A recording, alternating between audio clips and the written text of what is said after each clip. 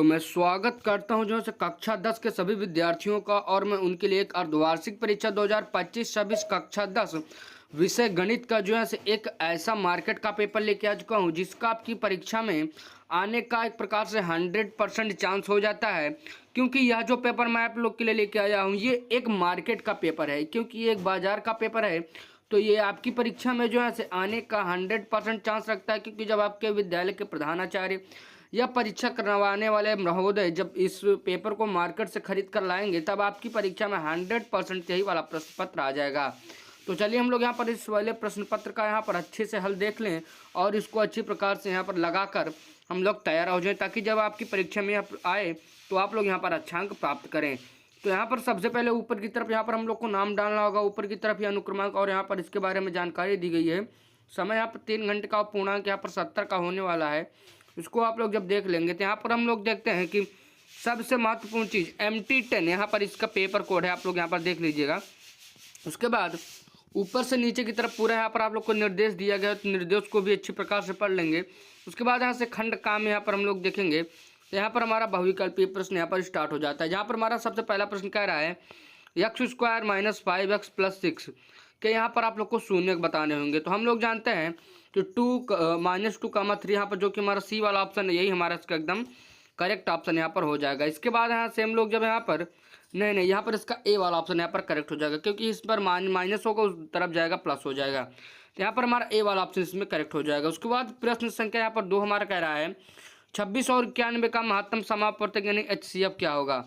तो हम लोग जानते हैं 26 और 91 का महत्तम समापवर्तक यहाँ पर हमारा 26 यहाँ पर हो जाएगा, जो कि हमारा इसका सही उत्तर हो जाएगा। उसके बाद प्रश्न संख्या यहाँ पर हम लोग देखते हैं 3 कह रहा है समांतर श्रेणी 2, 5, 8, 11वां का 9वां पद क्या होगा। तो हम लोग जानते हैं कि यहाँ पर इसका जो हमारा अगला यहाँ पर पद होगा वो हमारा कुछ इस प्रकार से होगा। आप लोग यहाँ पर सबसे पहले इसका यहाँ पर अंतर निकालेंगे। तो यहाँ पर हमारा 5 में से आप लोग 2 जब घटाएंगे तो यहाँ पर हम लोग देखते हैं कि यहाँ पर हमारा इसका अंतर यहाँ पर 3 आ रहा है। तो यानी हम लोग इसमें 3 3 3 3 जोड़ते हुए जाएंगे तो यहाँ पर हमारा अगला पद यहाँ पर निकल आएगा। तो nवां पद आप लोग को कुछ इस प्रकार से निकालना होगा। पहले में यहाँ पर आप लोग देख लीजिए, तो आप लोग जो है इस वाले प्रश्न पत्र का आप लोग उत्तर मुझे यहाँ पर कमेंट में बताएंगे तीसरे वाले। उसके बाद चौथे वाले का हम लोग देखते हैं, कह रहे हैं 3 - 4 की 0, 0 बिंदु से दूरी। तो हम लोग जानते हैं अंडर रूट यहाँ पर x² यानी 3 का स्क्वायर, उसके बाद प्लस यहाँ पर 4 का स्क्वायर। तो 3 × 9 और 4 × 16 और 9 + 16 को जोड़ेंगे तो यहाँ पर 25 आ जाएगा, जो कि हमारा इसमें सी वाला ऑप्शन यहाँ पर करेक्ट हो जाएगा। उसके बाद प्रश्न संख्या 5 को कह रहा है sin² थीटा या प्लस cos² थीटा का मान होता है। तो हम लोग जानते हैं यहाँ पर हमारा एक यहाँ पर इसका सही उत्तर हो जाएगा। तो आप लोग यहाँ पर प्रश्न संख्या 3 का यहाँ पर आप लोग मुझे आंसर कमेंट में बताइएगा।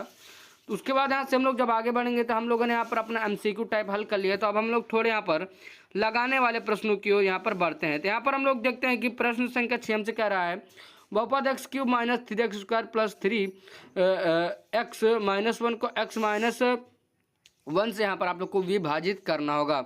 उसके बाद उस समांतर श्रेणी के प्रथम 3 पद लिखिए जिनका nवां पद 7 + 3n हो। उसके बाद 8वां प्रश्न कह रहा है x के लिए हल है, तो यहाँ पर आप लोग को बताना होगा। उसके बाद 9वां प्रश्न कह रहा है उस बिंदु के निर्देशांक ज्ञात कीजिए जो 2, -2 और 3, 7 को 3:2 में मिलाने वाली रेखा पर स्थिर है। उसके बाद कह रहा है 10वां प्रश्न प्रथम 10 प्राकृतिक संख्याओं का यहाँ पर आप लोग को औसत यहाँ पर निकालना होगा। उसके बाद यहाँ से हम लोग आगे बढ़ते हैं।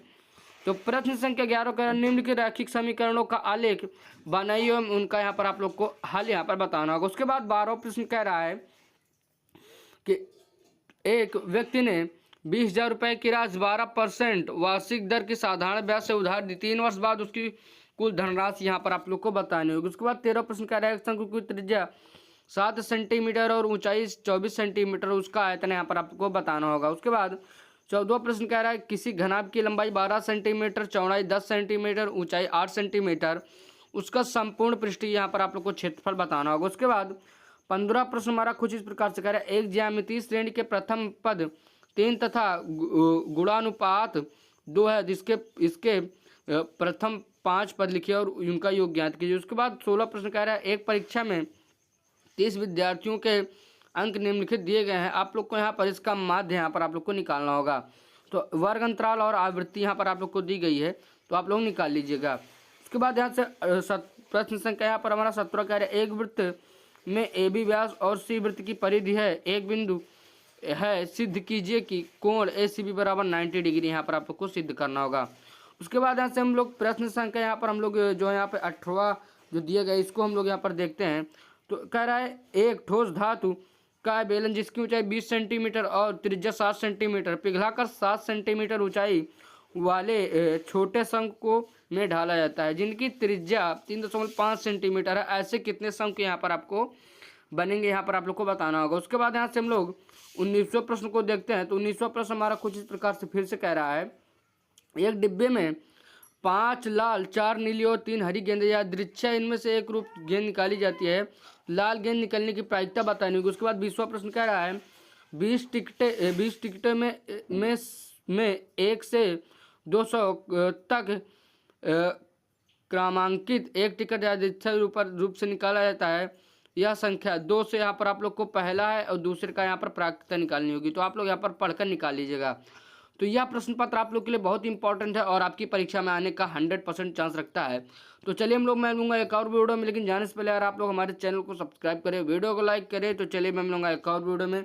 आप लोग को 11th और 12th में भी ऐसा मॉडल पेपर कराया जाएगा, तो आप लोग हमारे इस चैनल को सब्सक्राइब कर सकते हैं ताकि आप लोग यहाँ पर फ्यूचर में भी इसका फायदा उठा सकें। तो चलिए मैं मिलूंगा एक और वीडियो में, लेकिन जाने से पहले चैनल को सब्सक्राइब और वीडियो को लाइक जरूर करें।